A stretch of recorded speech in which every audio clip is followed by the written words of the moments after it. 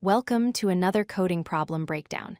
Today, we are tackling the triangle minimum path sum problem. This is a classic question often found in technical interviews that tests your understanding of dynamic programming. We will explore how to find the most efficient path through a number triangle. Here is the challenge. You are given a triangle of numbers. Your goal is to find a path from the very top to the bottom that has the minimum possible sum. The rule is simple.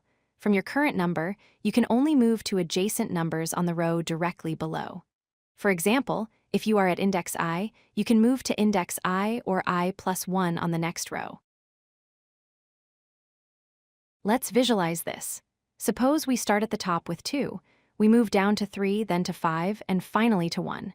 If we add these up, 2 plus 3 plus 5 plus 1 equals 11. In this specific example, 11 happens to be the minimum path sum. Other paths, like going through the 6 or the 8, would result in a higher total. A common mistake is to use a greedy approach. You might think, I'll just pick the smallest number at every step. In this example, you would go from 2 to 3, but look what happens next. The 3 forces you to choose between 100 or 100. You miss the path with the 10 because you were too focused on the immediate small number. Greedy strategies fail here because they don't look ahead. To solve this correctly, we use dynamic programming. The key insight is that to find the minimum path to any specific cell, we only need to know the minimum path to reach its parents. We don't need to recalculate the entire history from the top every time. We build the solution step by step. Let's look at the logic for a specific cell. Let's call it X to get to X. You must have come from one of the two cells directly above it. Let's call them A and B naturally.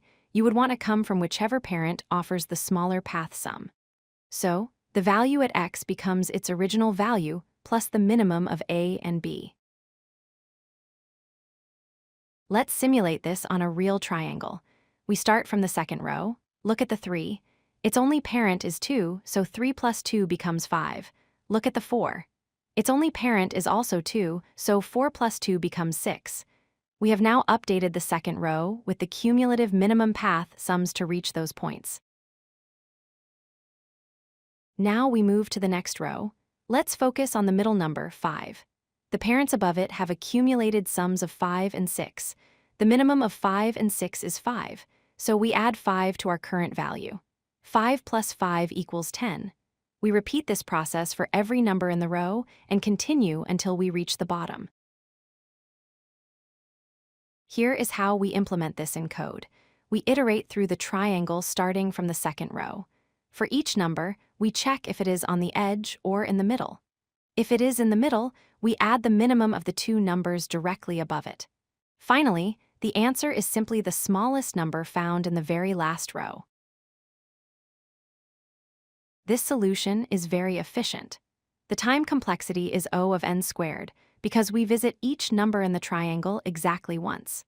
The space complexity is O of 1 if we are allowed to modify the input array in place, or O of n if we need to store a separate row for our calculations.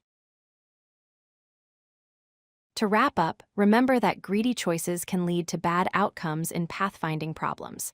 By using dynamic programming, we look at the decision from the perspective of where did I come from, and reuse our previous calculations. This ensures we find the global minimum without exploring every single path. If you like this video, hit that like button and don't forget to subscribe. Visit codelucky.com for more such useful content.